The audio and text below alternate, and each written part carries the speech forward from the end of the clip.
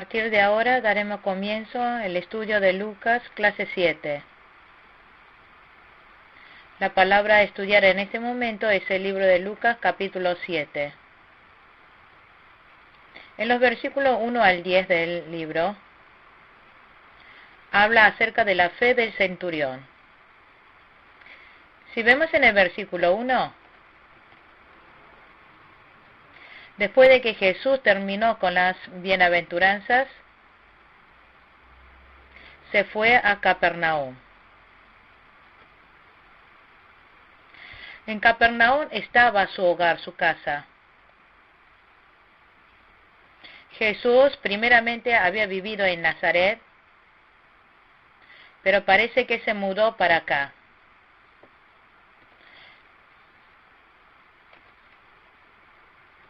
Si vemos en el versículo 2, dice que el siervo amado del centurión estaba enfermo. Este centurión tenía una legión de Roma. Era el centurión que tenía a cargo a 100 soldados. La ciudad de Judea en ese momento estaba bajo el gobierno de Roma.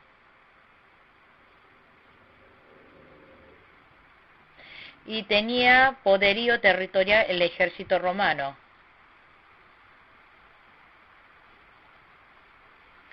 Se parece que el centurión hasta estaba a cargo de cosas sociales.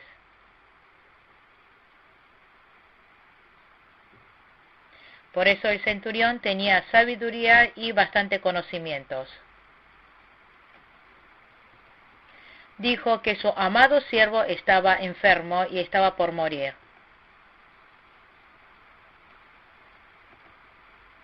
Se ve que el centurión amaba y cuidaba mucho a su siervo. Pero ahora este siervo estaba enfermo de parálisis. Dice que esa enfermedad se empeoró y estaba muriendo. Y como dice en el versículo 3, después de escuchar el rumor de Jesús, le pidió a Jesús que sanara a su siervo. En Mateo capítulo 8, versículos 5 al 6, está escrito que el centurión fue directamente a pedir ayuda a Jesús.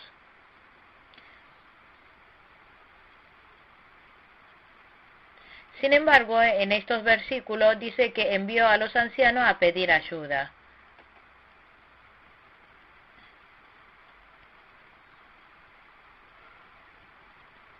Esto es que primeramente envió a sus ancianos a pedir ayuda,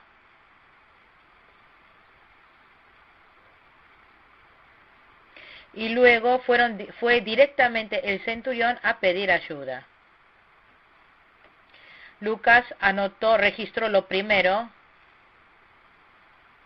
y Mateo lo que sucedió después.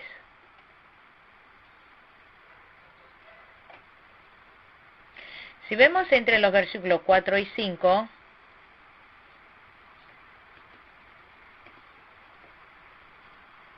los ancianos judíos pidieron con todo el corazón a Jesús acerca del centurión. Le dijeron que el siervo se merecía sanarse, porque dice que como el centurión como romano lo trató bien a los judíos. También que construyó la sinagoga para ellos.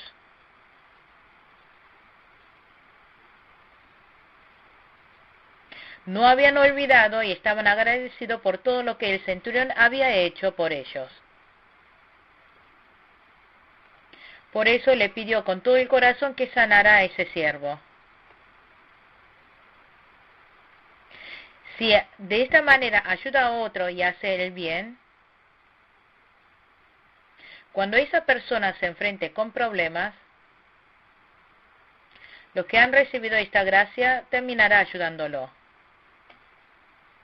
Y si en caso de que el hombre no ayudara, lo hará Dios mismo.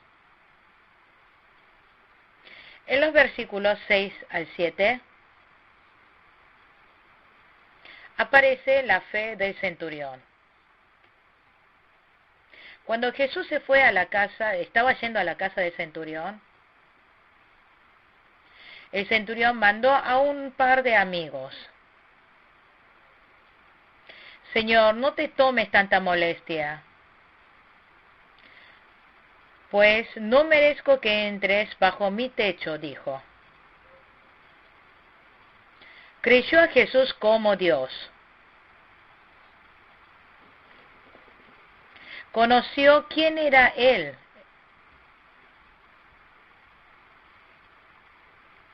Por eso dijo que no merecía tenerlo en su casa.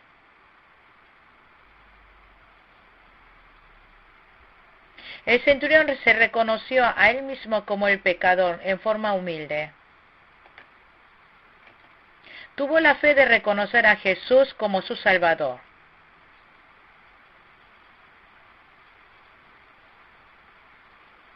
Dijo, con una sola palabra que diga, quedará sano mi siervo.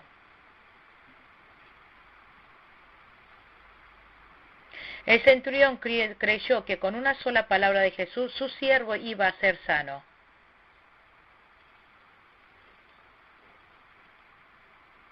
Esto es creer a Jesús como Dios. Lo creyó como Cristo. Tuvo la fe de creer como el soberano de todas las cosas. Si vemos en el versículo 8,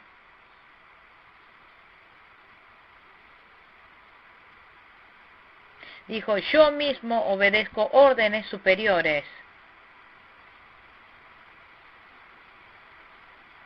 Además tengo soldados bajo mi autoridad. Y le digo a uno, ve y va.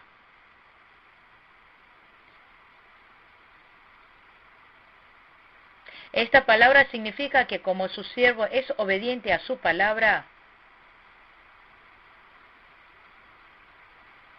creyó que ante el mandato de Jesús todas las cosas del universo estaban bajo su soberanía. El Señor es el Señor. Es el soberano de todas las cosas. Por ser el soberano absoluto, si solamente tú dices una palabra, supo y creyó que todo se podría hacer. Esta era la fe del centurión. Las personas que tienen esta clase de fe como del centurión, aunque se enfrenten con problemas grandes, no se preocuparán. Jesús, viendo la fe de este centurión,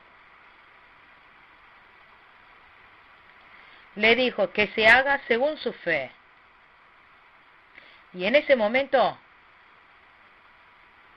se sanó inmediatamente la enfermedad del siervo. Con la orden de una sola palabra del Señor,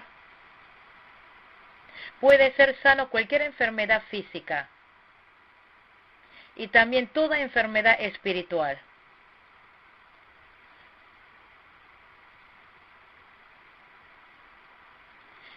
Pero a veces Jesús, aún viendo la enfermedad de algunos dentro de la sinagoga en el Señor,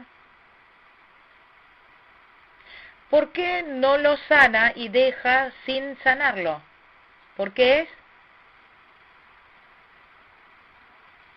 Para que nos arrepintamos y nos paremos firmemente. También para entrenar, para darnos algo mejor. Por eso, aunque no sane inmediatamente, no debemos desanimarnos. Hay que arrepentirnos de aquello que debemos arrepentirnos. Corregir aquellas cosas que debe ser corregido. Si nos ponemos bien y avanzamos, y le pedimos con todo el corazón a Dios, obtendremos. Dios, cuando guió al pueblo de Israel por el desierto, también lo hizo de esta manera. Durante 40 años hizo que vivieran en el desierto. Esta razón está mencionado en Deuteronomio 8:16, para que se humille y después de que puso a prueba, para que a fin de cuentas le fuera bien.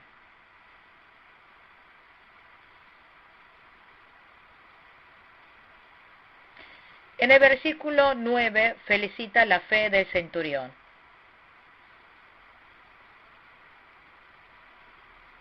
Les digo que ni siquiera en Israel he encontrado una fe tan grande. Jesús, la fe del centurión, que era una fe que no había encontrado en Israel, le felicitó de que era una fe grande. ¿Cómo es la fe del centurión? Primero, amó con todo corazón hasta su siervo. En segundo lugar, creyó a Jesús y lo respetó como Dios. Tercero, creyó absolutamente la soberanía de Dios. Cuarto, si fuera solamente una palabra del Señor, era la fe de ser sumiso completamente. En el versículo 10, viendo la fe del centurión, Jesús sanó al siervo. Entre los versículos 11 al 17, aparece el caso de la sanidad del hijo de la viuda de la ciudad de Naín. Leamos el versículo 11 al 13. Poco después Jesús, en compañía de sus discípulos y de una gran multitud, se dirigió a un pueblo llamado Naín. Cuando ya se acercaba a la puerta del pueblo, vio que sacaban de allí a un muerto, hijo único de madre viuda. La acompañaban un grupo grande de la población. Al verla, el Señor se compadeció de ella y le dijo: no llores. Amén. Esta ciudad de Naín es una ciudad pequeña que está separada a 20 millas de Capernaum. Jesús, cuando iba junto con los discípulos, mucha gente lo siguieron. Pero en ese momento, en esa ciudad había muerto el hijo de una viuda. Y para sepultarlo la gente lo estaba trayendo.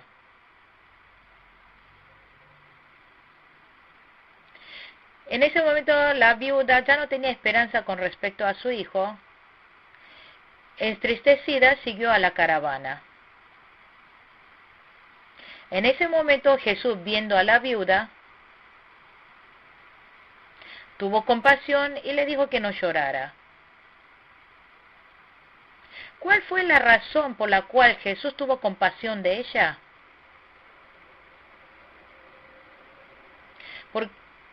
No fue porque se le había fallecido el único hijo de esa viuda.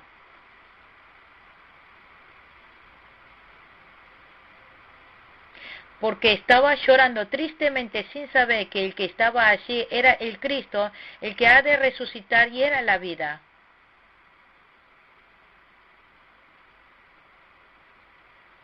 Por eso tuvo compasión de este estado y se entristeció. Si vemos en los versículos 14 al 15,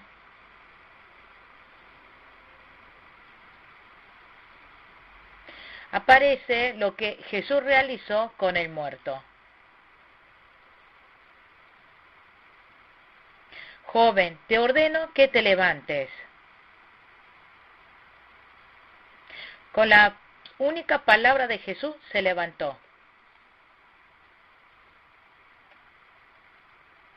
El joven que estaba muerto en el ataúd se levantó inmediatamente. Se levantó, se sentó y habló. Esto es declarar que Jesús es la resurrección y la vida. La verdadera vida está en Jesús. No dependas de tu hijo.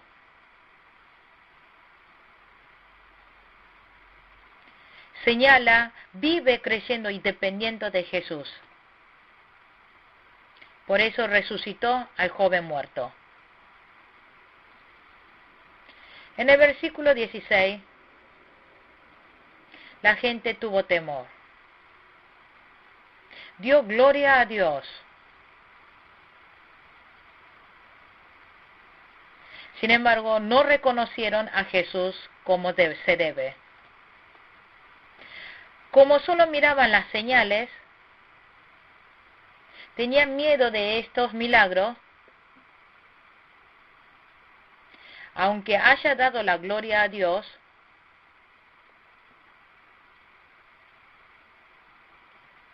No pudieron decir que la verdadera intención de la señal era reconocer a Jesús como la resurrección.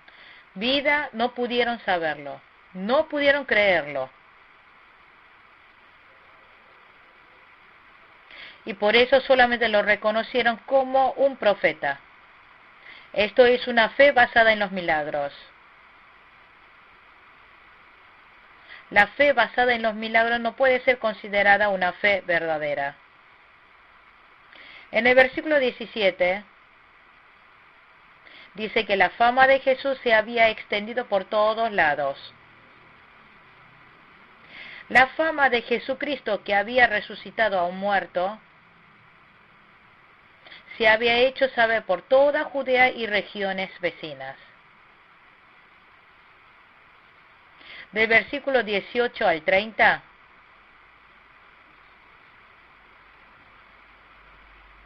aparece la pregunta de Juan el Bautista y la respuesta de Jesús. Los discípulos de Juan, a Juan que estaba en la cárcel, le habló acerca de todos los milagros que había hecho Jesús. En ese momento, Juan llamó a 2 de sus discípulos y envió a Jesús.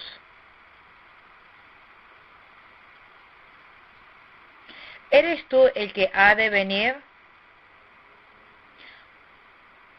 ¿O debemos esperar a otro? Dijo que le preguntara. El que ha de venir está hablando del Mesías, del Cristo. Juan el Bautista había nacido 6 meses antes que Jesús.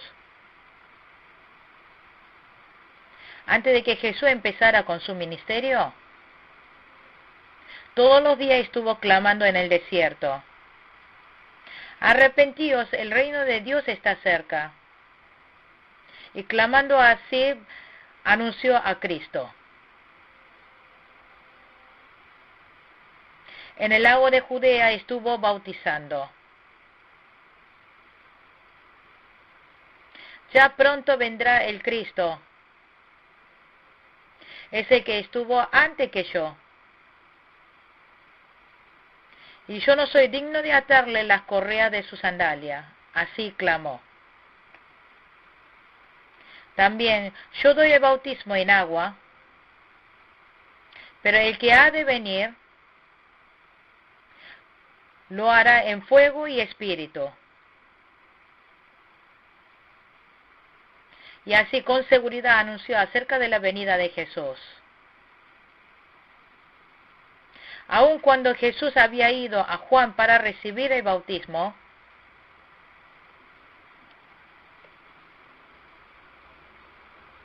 ¿soy quien debe recibir el bautismo de ti? ¿Cómo es que puedo darte bautismo yo a ti?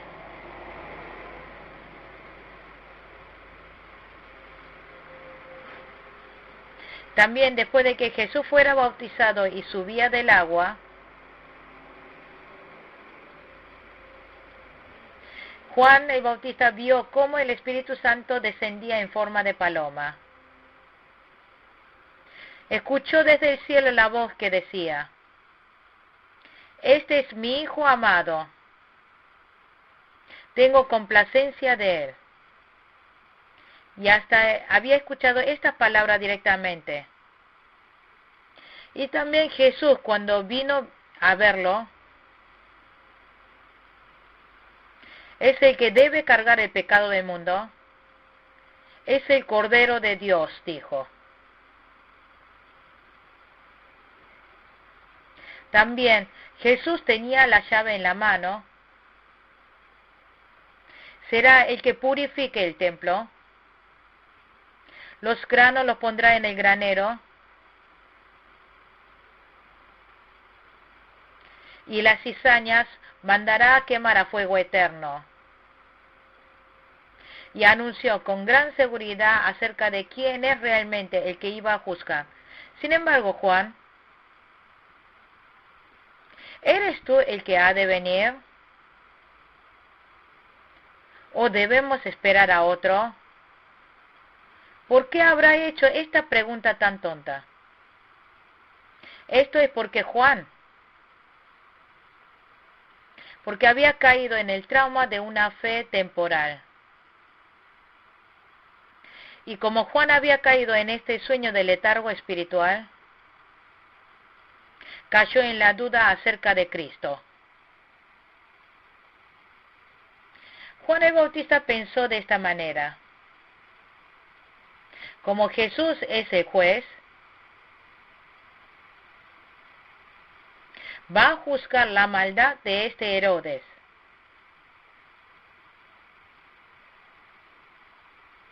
Y me va a sacarme de esta cárcel inmediatamente. Y va a restaurar el reino de Dios. Creo que creyó de esta manera. Pero sin embargo, aunque pasó mucho tiempo en la cárcel, Jesús no fue a visitarlo. El mundo se iba empeorando cada día más. Y en medio de la falta de libertad en la cárcel, había caído en el letargo espiritual. Por eso empezó a dudar de que Jesús fuera realmente el juez. Aunque uno tenga una fe grande, hay momentos en que uno cae en letargo espiritual. Entre los versículos 21 y 22, leámoslo. En este mismo momento Jesús sanó a muchos que tenían enfermedades, dolencias y espíritus malignos, y le dio vista a muchos ciegos. Entonces le respondió a los enviados: vayan y cuéntenle a Juan lo que han visto y oído. Los ciegos ven, los cojos andan, los que tienen lepra son sanados, los sordos oyen, los muertos resucitan, y a los pobres se les anuncian las buenas nuevas. Amén.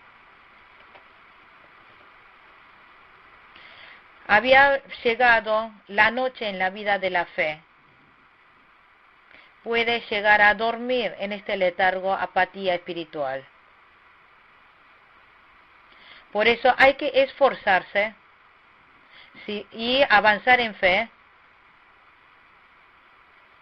Puede que llegue la mañana y se despierte. Y en medio de esta situación entre la mañana y la tarde, la vida de fe crece. Cuando viene la prueba es de noche. Cuando pasa la prueba es de día. Mientras que pasa entre el día y la noche, se forman los frutos. En la vida espiritual de los fieles puede venir la tiniebla. Cuando venga la luz dará su fruto. Puede que venga la prueba. Después de haber vencido esta prueba, obtendrá el fruto de la fe. Por eso, cuando venga la noche, no se debe desanimarse. Aunque venga la noche, hay que seguir la palabra y lo que corresponde. Entonces vendrá la luz y obtendrá el fruto verdadero. En el versículo 23 dice, dichoso el que no tropieza por causa mía. Esto es reprimenda a Juan el Bautista que había tropezado. Tropezar es tambalear.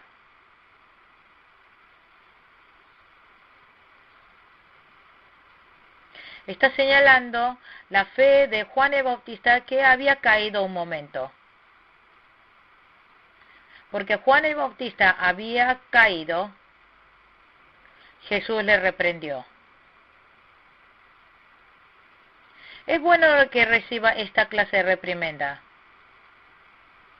El hecho de que Jesús reprendiera a Juan el Bautista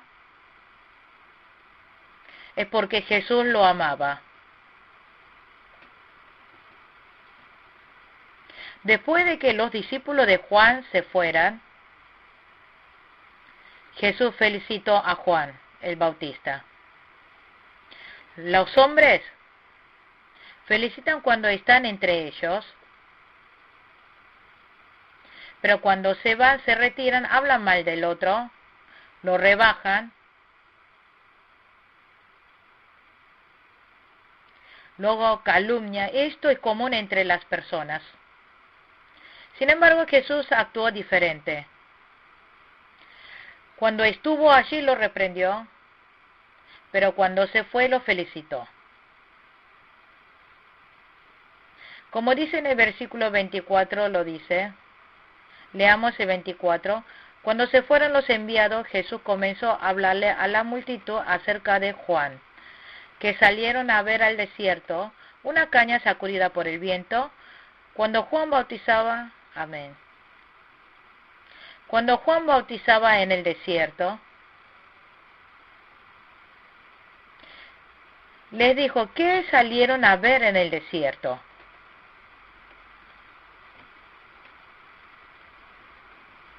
Significa que Juan el Bautista no era alguien tan tambaleante como una caña sacudida por el viento. No era alguien que tambaleara por comentarios. No era alguien que se movía por favores. Juan el Bautista era siervo levantado por Dios. Significa que era el hombre de Dios que se movía según la voluntad de Dios. Si vemos en el versículo 25, aparece una persona que está vestido con ropa fina. Habla de alguien ostentoso y de vida lujosa.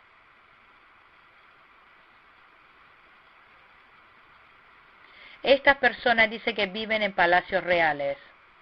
Adulan. Está hablando de una vida de placer y de lujo.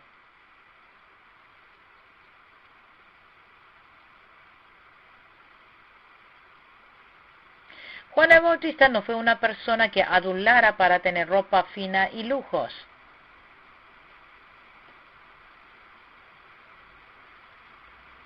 Más bien atacó al rey para hacer justicia.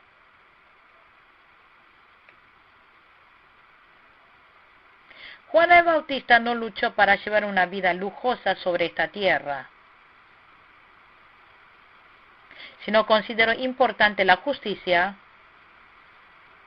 y no escatimó su vida para esta justicia. Acerca de este Juan el Bautista, Jesús era el que más lo conocía y lo reconoció de tal manera como era. El que conocía a Jesús como era Juan. Jesús era el que conocía a Juan como era. Cuando Juan el Bautista apareció en el Jordán para bautizar, muchos se acercaron para seguirle.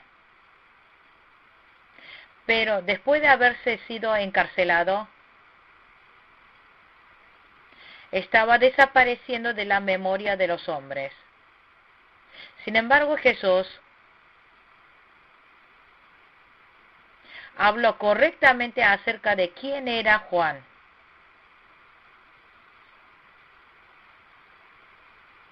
Aunque Juan el Bautista estuviera dormido espiritualmente por un momento, tenía este error, pero no por eso no despreció todo lo que él había hecho en toda su vida. Aunque haya sido muy obediente toda la vida, una vez que comete error,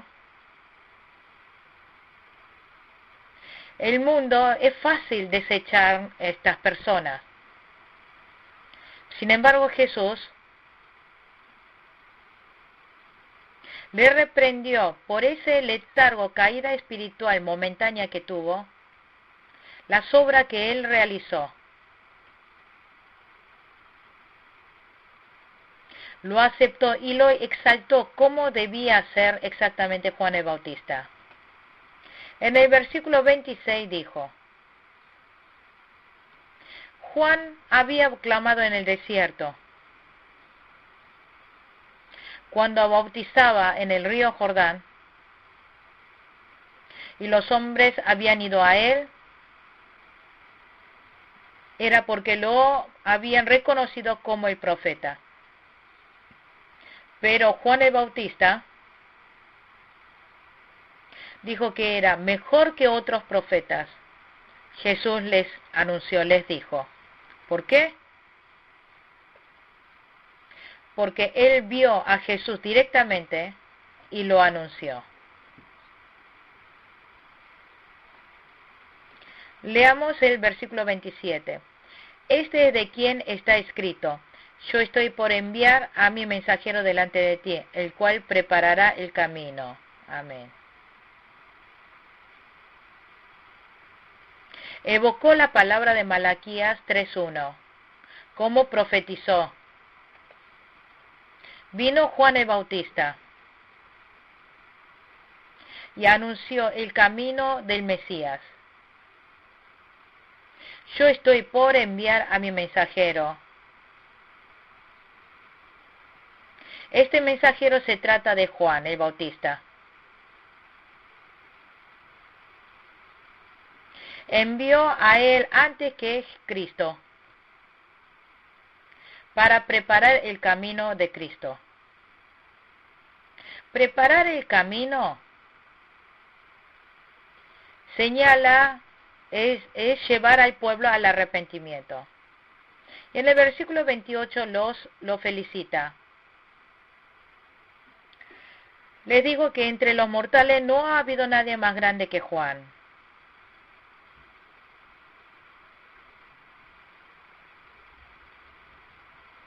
Sin embargo, el más pequeño en el reino de Dios es más grande que él. Que haya nacido entre los mortales, nacido de mujer, todos los humanos que vienen de la descendencia de Adán,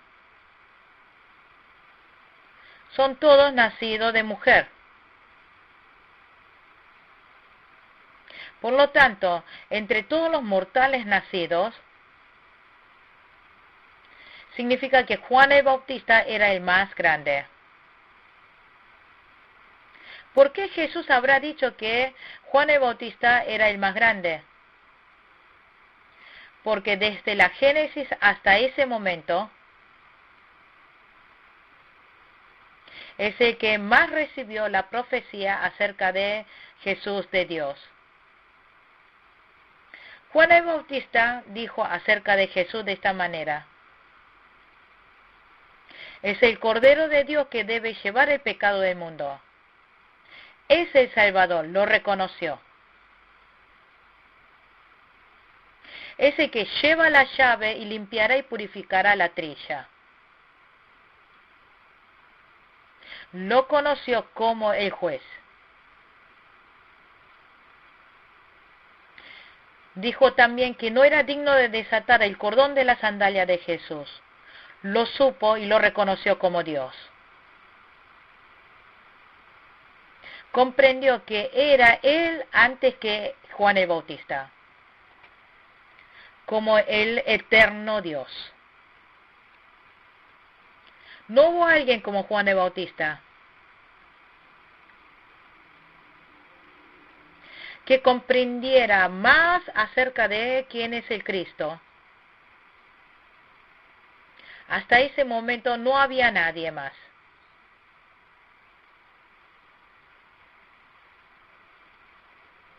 Por eso Juan el Bautista se convirtió en el más grande. El que es grande en el cielo es el que ha comprendido mucho la verdad. El que ha comprendido la verdad es porque practica según la verdad. Por eso puede crecer más todavía. Su carácter así va madurando. Por esta razón, ¿quién es el que más ha comprendido la verdad? Será juzgado quién es el más grande y más pequeño.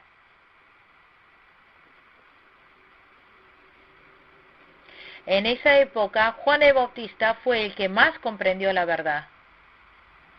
Juan no solo comprendió la verdad, sino que vivió según esa verdad.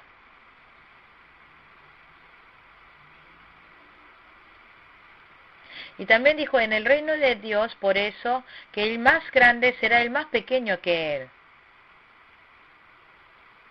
El reino de Dios es el cielo. Aquí el reino de Dios señala la iglesia actual.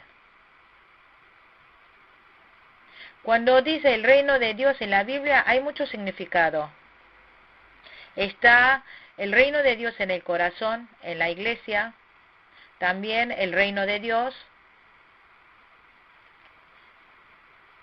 el cielo eterno de Dios. Por eso la palabra, en la época del Nuevo Testamento, aunque sea el más pequeño, será más grande que Juan el Bautista. Juan el Bautista es el último profeta de los profetas del Antiguo Testamento. El Antiguo Testamento termina con Juan y después comienza el Nuevo Testamento. Y en la época de la iglesia del Nuevo Testamento, aunque el más pequeño, conoce más la verdad que Juan el Bautista. Comprende más a Jesús, significa que tiene mayor conocimiento de la verdad. Por ejemplo, la verdad de que Jesús fue crucificado en la cruz. La verdad de que resucitó al tercer día. La verdad de su ascenso. La llegada del Espíritu Santo. La verdad de que pronto vendrá. Juan el Bautista no lo supo. Sin embargo, los fieles del Nuevo Testamento, aún los niños de la escuelita bíblica la saben.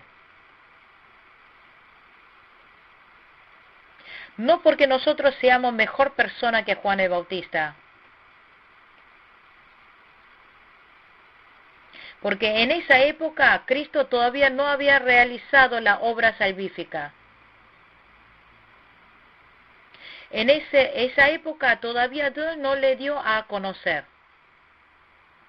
En el tiempo de la iglesia del Nuevo Testamento, aún el más pequeño tiene mayor conocimiento de la verdad que Juan el Bautista. Este Juan el Bautista, como hombre del Antiguo Testamento, es el que más profecía ha recibido.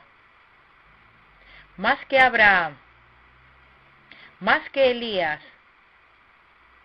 Juan el Bautista fue el que más recibió. Sin embargo, en el Nuevo Testamento, aún el más pequeño de los fieles tiene mayor conocimiento de la verdad que Juan el Bautista. Por eso el obrar del Espíritu Santo es grande. La obra de Dios aparece grandemente. Entre los versículos 29 al 30, aparecen las actitudes de los fariseos y los expertos en la ley. Los simples e inocentes personas cobradores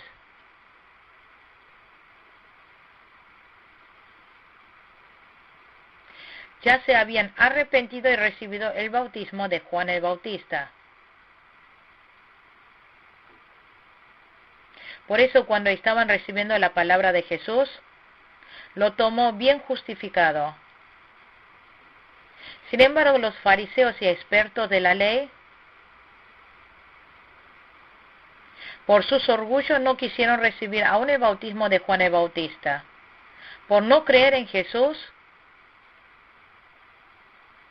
desechó la voluntad de Dios. Ellos, por decir que ya sabían, no pudieron recibir la verdad. Pensaron que estaban bien parados, cayeron. Y dijeron que veían, se hicieron ciegos. Dios desecha a los orgullosos y da gracia a los humildes. Reprendió a esta generación. Si vemos entre los versículos 31 al 35, la gente de esa época, acerca de esta verdad, se habían quedado insensibilizados sus conciencias.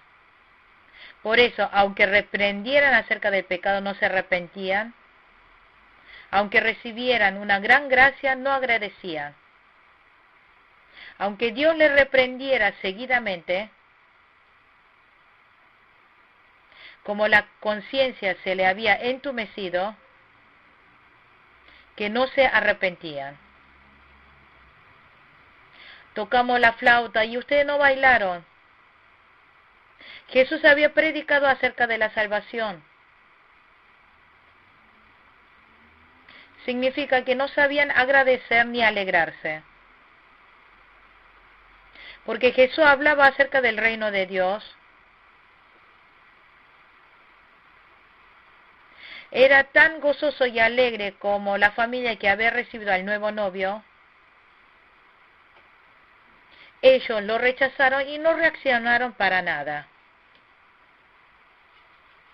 Entonamos un canto fúnebre y ustedes no lloraron.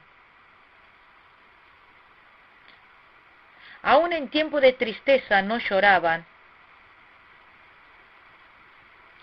Ni clamaron, significa esto. En el versículo 33, Juan el Bautista había sido enviado por Dios, llevando esta vida ascética,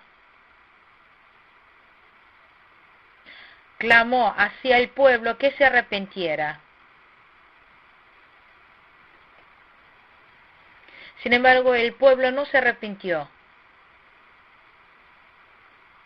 Es más, calumnió a Juan el Bautista diciendo que estaba endemoniado. Pero si vemos, como vemos en el versículo 34, Jesús, como Juan el Bautista, no vivió una vida ascética, sino una vida alegre con los discípulos, llevó el Evangelio. Los fariseos, a ese Jesús, vio comiendo, gustando de tomar vino, calumnió diciendo que es amigo de pecadores y cobradores de impuestos. Los fariseos tenían algo de testimonio, hicieron una mentira y calumniaron. Los fariseos, como no tenían la fe similar a ellos, calumniaron diciendo que Jesús era amigo de los pecadores. Jesús comió y bebió, pero nunca fue un glotón ni disfrutó de beber vino. Pero con mentira así lo calumnió.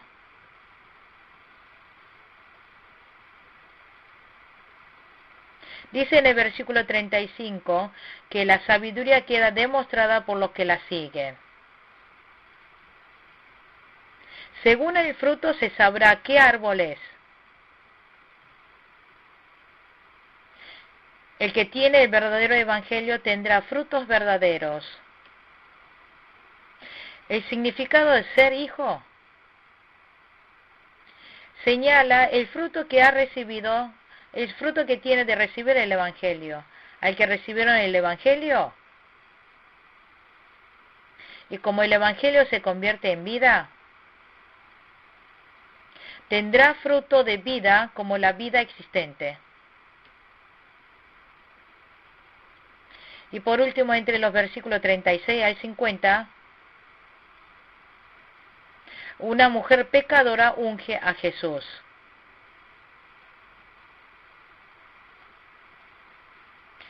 Una mujer pecadora, como es indicada en este versículo, esta mujer en ese pueblo era pecadora y considerada como prostituta.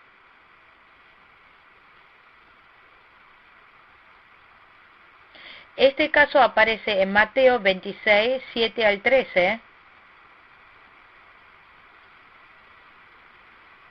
Marcos 13, 3 al 9.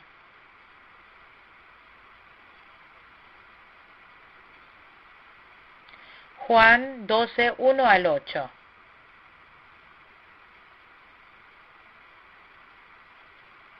Es diferente al caso de María que derrama el aceite. María no fue considerada pecadora en ese pueblo. Además dice que esta mujer vino por detrás de Jesús, se inclinó a sus pies, antes de ungir lloró, mojó con sus lágrimas los pies, luego se los secó con los cabellos,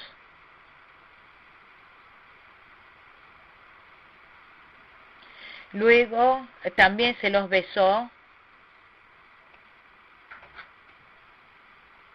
Es muy diferente al caso de María que ungió a Jesús.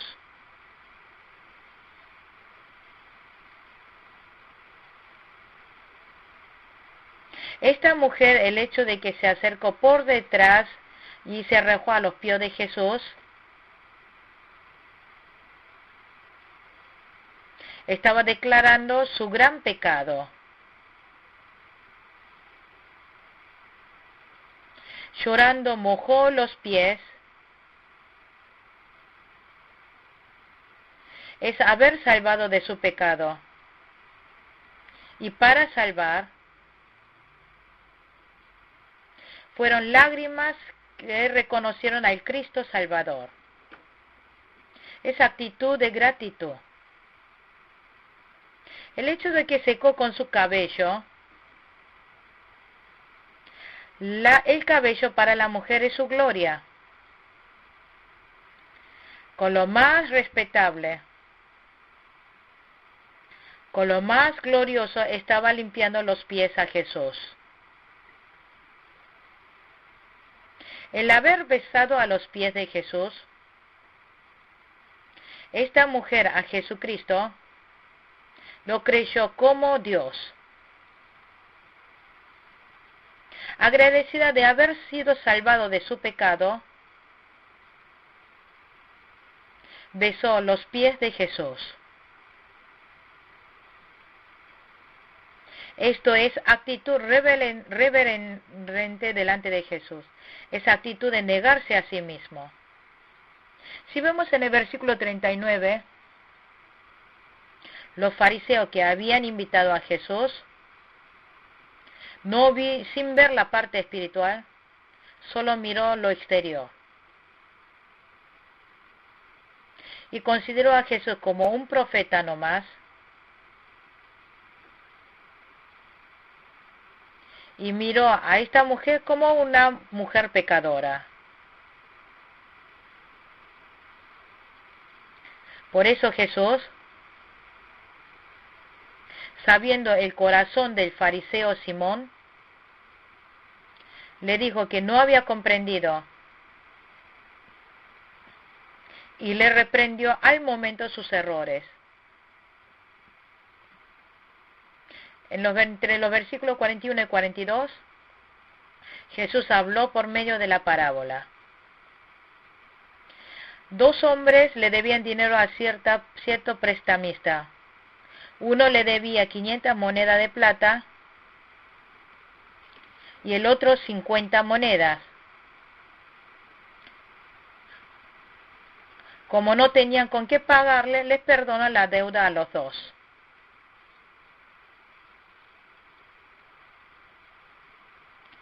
Ahora bien, ¿cuál de los dos lo amará más?, preguntó. El que le debía 500 monedas de plata presenta el perdón de muchos pecados. 50 monedas señala perdón de pocos pecados. En el versículo 43 responde Simón: el que supongo que aquel a quien más le perdonó. Simón, aunque no conocía la profundidad de la verdad, pero al ser humilde y sincero, aprendió la verdad. Jesús, escuchando la respuesta, le habló acerca de la fe de esta mujer. Del 44 y más adelante, habla acerca de esta verdad.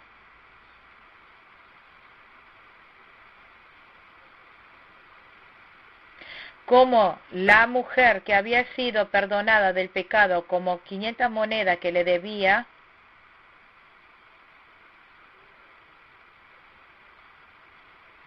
y pone en muestra el pecado sanado de Simón como 50 monedas.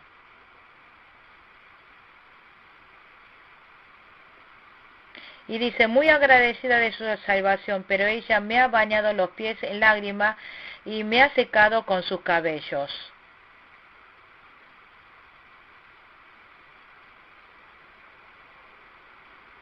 Pero le dijo: cuando entré en tu casa, tú no me diste agua para los pies.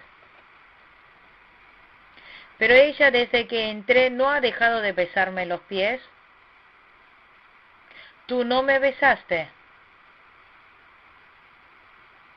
Ella me ungió los pies con perfume. Tú no me ungiste la cabeza con aceite.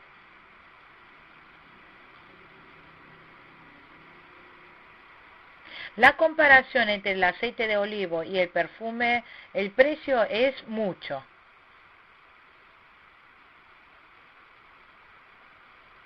En el versículo 48 dice: tu fe te ha sido perdonado. Cuando esta mujer creyó en Jesús, ya había sido salvada,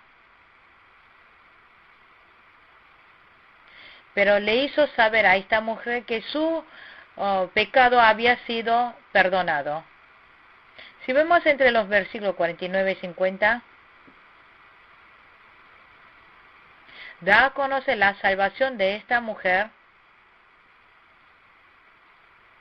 y le dio paz. La gente no comprendieron a esta mujer y la molestaron, pero Jesús a esta mujer le dio perdón, salvación y paz. Esto es el regalo de la fe. Con esto concluimos el capítulo 7 de Lucas. Muchas gracias.